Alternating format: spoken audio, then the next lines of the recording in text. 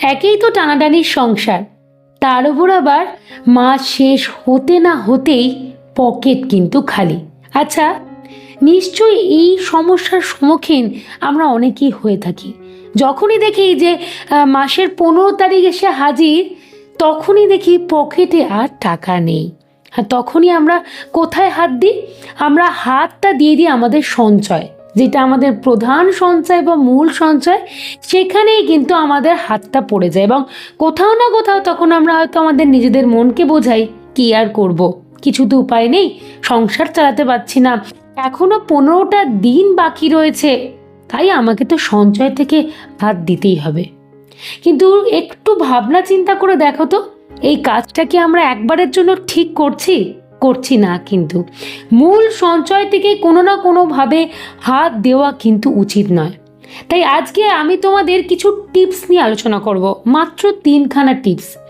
এই 3টে টিপস তোমরা যদি একটু ফলো করতে পারো, তাহলেই মাসের মাঝামাঝি এসে পকেট খালি এই বিষয়টাও তোমাদের সাথে হবে না, যতই তোমার টানাটানির সংসার হোক না কেন। এমনকি মূল সঞ্চয়তেও তোমার কিন্তু কোনো প্রকার হাত পড়বে না। তাই বেশি কথা বাড়িয়ে সময় নষ্ট করছি না, একেবারে 3টি টিপস নিয়ে আলোচনা করছি। টিপস নাম্বার 1, সেটা হলো ওয়াই।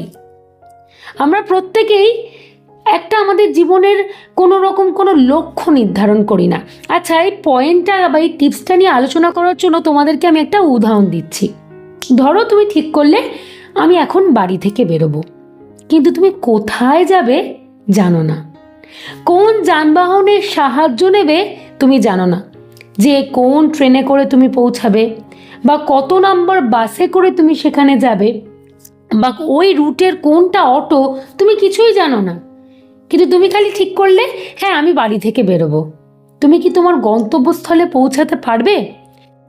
দেখো, তাহলে তোমার সব কিছু ধারণাগুলো কেমন যেন মানে একটা স্বচ্ছ ভাব নেই। আমি বিষয়টা কেন বলছি, এই উদাহরণটা দিলাম এই কারণের জন্যই। আমাদের অনেকেরই না কোনো লক্ষ্য থাকে না, আমরা ভাবি টাকা জমাবো, ব্যাস এইখানেই কিন্তু ইতি। কিন্তু কেন টাকা জমাবো, কি কারণে টাকা জমাবো, এই ছোট ছোট জিনিসগুলো আমাদের কাছে অস্পষ্ট, কোনো ধারণাই থাকে না। আমি তোমাদেরকে এই পয়েন্ট বা টিপসটার কথা বলছি, আগে সেই ধারণাটা তৈরি করো যে কেন টাকা জমাবো। এইখানে আমি তোমাদেরকে 2টো পার্টে জিনিসটাকে ভাগ করতে চাইছি। প্রথম পার্টটা হচ্ছে কি শর্ট টার্ম বিষয়টা কি? ধরো তুমি সিদ্ধান্ত নিলে যে আমাকে মোটামুটি সামনের 3 মাস বা 6 মাসের মধ্যে 15,000 টাকা জমাতে হবে। এইটা কিন্তু তোমাকে একটা লক্ষ্য নিয়ে নিতে হবে, মানে অ্যামাউন্টটা, যে আমি 15,000 টাকা আমি জমাবই। তারপরে ভাবো, আচ্ছা কেন জমাবো 15,000 টাকা? হয়তো তোমার বাড়ির কোনো একটা প্রয়োজনীয় জিনিস অকেজো হয়ে পড়ে রয়েছে, তুমি সেই দিকে তাকিয়েও দেখো না। হয়তো ভাবো, না আমি জমিয়ে সেই জিনিসটা কিনবো, কিন্তু সেটা শুধুমাত্র ভেবেই যাচ্ছ। আলটিমেটলি বাস্তবে কিন্তু এটা রূপান্তরিতকরণ হচ্ছে না। আমি সেই জন্যই বলছি, সেই গোল বা সেই লক্ষ্যটাকে তুমি আজকে থেকে নেওয়া শুরু করো, যে না আমার এই আগামী 3 মাস থেকে 6 মাসের মধ্যে আমি 15,000 টাকা জমাবো, এবং তারপরে যেটা এতদিন করতে পারিনি সেই জিনিসটাকে আমি কিনে নিয়ে চলে আসবো। আমার এইটুকু নিশ্চিত গ্যারেন্টি, যখনই তুমি জিনিসটা লক্ষ্য হিসাবে নেবে এবং কেন খরচাটা করছো সবটাই তুমি ঠিক করে নেবে, তোমার পক্ষে সেই জিনিসটা করা কিন্তু পসিবল, তুমি পারবেই, এইটুকু আমার 100% গ্যারেন্টি। এটা তো গেল শর্ট টার্মের বিষয়। এবারে আসছি লং টার্ম বিষয়টা কি? তুমি আবারও এখানে একটা লক্ষ্য নাও যে 2 বছর সময়, আমি 2 বছরের মধ্যে 60,000 টাকা সঞ্চয় করে নেব বা জমিয়ে ফেলবো। কেন করব? হতে পারে তোমার বাড়িতে কোনো মেরামতির দরকার রয়েছে, রিপেয়ারিং ব্যাপার, তুমি সেটা করছো না, হয়তো সাফার করছো, স্টিল তবু তুমি সেই দিকে মনোনিবেশ করছো না, কারণ ওই যে বললাম পকেট খালি হয়ে যাচ্ছে মাসের মাঝামাঝি এসে, তোমার কোনো লক্ষ্য নেই, যে কারণে হয়তো করতে পারছো না। বা হতে পারে তুমি এমার্জেন্সি ফান্ডের জন্য সেই 60,000 টাকা রাখতে চাইছো, বিপদ আপদ কোনো পরিস্থিতি এলে যাতে তোমাকে কারোর কাছে হাত না পাততে হয়, কোনো সমস্যার মধ্যে যাতে পড়তে না হয়। তুমি কিন্তু চাইলেই পারবে এইগুলো, এই জিনিসগুলো তোমার পক্ষে করা একদম ইজি, যতই টানাটানি সংসার হোক না কেন।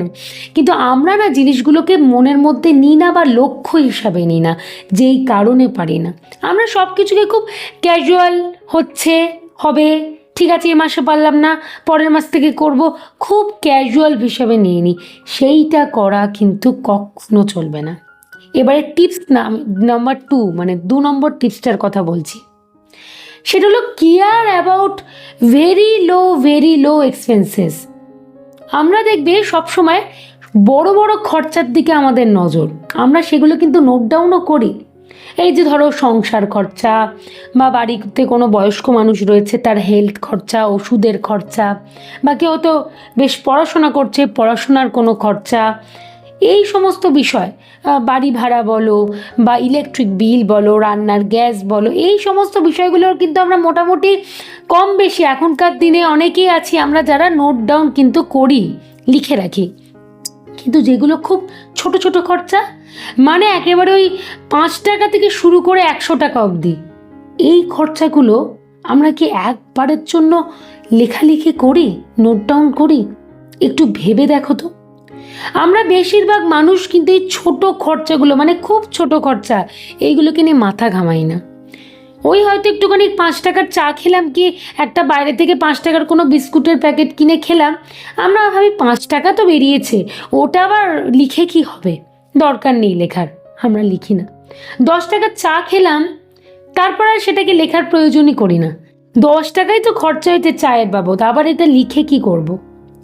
আমি তোমাদেরকে বলবো একটা মাস এই জিনিসটাকে লেখো, মানে 100 টাকার মধ্যে তোমার যা যা খরচা হচ্ছে এই জিনিসগুলোকে লেখো, পুরো নোট ডাউন করো, একেবারে ডেট দিয়ে লিখতে শুরু করো। তুমি যখনই 1 মাস পর খাতাটা খুলবে বা মোবাইল ফোনের নোটপ্যাড যেখানে হয়তো তুমি লিখছো সেই জায়গাটাকে ওপেন করবে, তুমি লক্ষ্য করবে এমন অনেক খরচা রয়েছে যেগুলো তুমি কিন্তু চাইলেই এড়িয়ে যেতে পারতে, যে খরচাগুলো হয়তো তোমার না করলেও চলতো। তখন তুমি রিয়েলাইজ করবে সত্যি কতগুলো টাকা এক্সট্রা খরচা হয়েছে। হয়তো তোমার আজকে শুনে মনে হচ্ছে 5 টাকা বা 10 টাকা এরকম অ্যামাউন্ট, ধরো আমি 10 টাকা দিয়ে বলছি যে 10 টাকা আবার কি লিখবো, কিন্তু একটা ক্যালকুলেশন করে দেখেছো, এই রোজ যদি 10 টাকা করে খরচা হয় তাহলে মাস গেলে কতগুলো টাকা খরচা হয়ে যাচ্ছে, সেই হিসাবটা কিন্তু আমরা একবারের জন্য ভাবনা চিন্তায় করি না। হয়তো রোজই একটু একটু করে টাকা তুমি যদি রাখতে পারতে বা এক্সট্রা এরকম ধরনের খরচাগুলো হতো না, হয়তো মাসের শেষে তোমার কাছে আজকে 500 টাকা থাকতো, 600 টাকা থাকতো বা 700 টাকা থাকতো। তুমি হয়তো যেগুলোকে ওই 5 টাকা, 6 টাকা বা 7 টাকা হিসেবে এড়িয়ে গেছিলে, আজকে সেগুলোই কিন্তু 500 টাকা, 600 টাকা, 700 টাকা হচ্ছে। কি বোঝাতে পারলাম তো? আমি তোমাদেরকে এই জিনিসটাই বলছি। দেখো, তাহলে কিন্তু আমরা টাকা ঠিক আমাদের কাছে রাখতে পারবো, সঞ্চয় করতে পারবো। ওই মাসের মাঝামাঝি এলেই পকেট খালি, এই বিষয়টা কিন্তু হবে না। একটু বুদ্ধি, একটু চিন্তাভাবনা করে খরচা, একটু নোট ডাউন করা, সব কিছুকে না একটুখানি কেয়ার করতে হবে। আমরা লো এক্সপেন্সেস বলে না সেগুলোকে কেয়ার করি না। আমি বলছি কেয়ার করাটা শুরু করো, সময় হয়ে এসেছে। এবারে আমি 3 নম্বর টিপসটার কথা বলছি, সেটা হলো divide between savings and expenses. এই বিষয়টা কীরকম হলো না, আমাদেরকে মনে রাখতে হবে। আচ্ছা, তোমাদেরকে আমরা ছোট্ট বরঞ্চ উদাহরণ দিচ্ছি এখানে। ধরো তুমি বাইরে বেরোচ্ছ 500 টাকা নিয়ে, তোমার কোনো না কোনো কারণে হয়তো কোনো খরচার বিষয়, বাড়ির কিছু জিনিসপত্র তুমি কিনবে, সংসারের হয়তো কোনো জিনিস, যে কারণে তোমার 500 টাকা নিয়ে বেরোতে হয়েছে। খুব ভালো বিষয়, তুমি 500 টাকা নিয়ে বেরোলে এবং বেরিয়ে যে জিনিসটা কিনলে তার দাম হয়তো 400 টাকা হলো, 100 টাকা কিন্তু তোমার লাগলো না। কিন্তু একটু ভেবে দেখো তো, তুমি সেই 100 টাকাটাকে কী করো, বা আমরা সাধারণ কি করি? এটা 100 টাকা আমরা ভাবি 100 টাকা কালকে বরঞ্চ আবার কোনো খরচাতে কাজে লাগিয়ে দেবো। একবারের জন্য সে 100 টাকারকে নিয়ে এসে আমাদের যেটা সঞ্চয় তার মধ্যে কি রেখে দিই, বা সঞ্চয়ের জন্য যে ব্যাগটা করেছি বা যে জায়গাটা করেছি তার মধ্যে কি রেখে দিই? রাখি না। মানে আমি বলতে চাইছি আমরা কিন্তু কোনো সীমারেখা বা লাইন কিন্তু টানি না আমাদের যেটা সঞ্চয় এবং খরচা হিসাবে, টানি না। কিন্তু আমি বলছি আজকে থেকে সেই জিনিসটা শুরু করো। আমরা প্রত্যেকটা সময়তেই একটা কাজই করে যাই, সেটা হলো যে অ্যামাউন্টটা নিয়ে বাজার করতে যাই, যদি 50 টাকাও আছে মনে করো ওটা তো কালকের খরচা লেগে যাবে, একবারের জন্য আমাদের মাথায় আসে না আচ্ছা এই 50 টাকা তো আমি সঞ্চয় করতে পারি। এই জিনিসটা কিন্তু একবারের জন্য আমাদের মাথায় আসে না। আমি তাই তোমাদেরকে বলবো, যে অ্যামাউন্টটাই তোমার লাগছে না সেইটা সঞ্চয়ের খাতে রেখে দাও, সেটাকে খরচার খাতের সাথে গুলিয়ে ফেলো না। এটা আমার তোমাদের কাছে অনুরোধ। দেখবে এইখান থেকেই তুমি অনেকগুলো টাকা সঞ্চয় ইজিলি করতে পারবে, ইজিলি করতে পারবে, প্রত্যেক দিনও করা সম্ভব।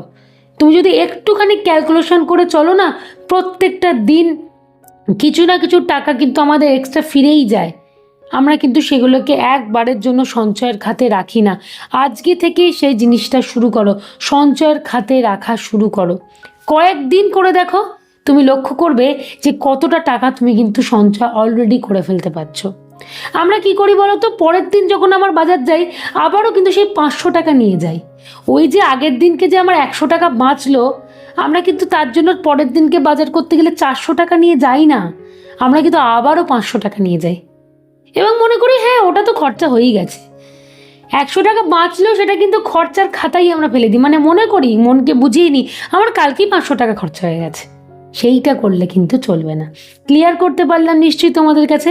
দেখো 3টে ছোট ছোট খুব সাধারণ টিপস, এই টিপসগুলোকে একটু ফলো করো, ওই মাসের মাঝামাঝি এলে টানাটানি সংসারে যে পকেট খালি, এই বিষয়টা তোমার কিন্তু হবে না। তোমার হাতে টাকা থাকবে এবং এখান থেকে তুমি সঞ্চয়ও কিন্তু করতে পারবে।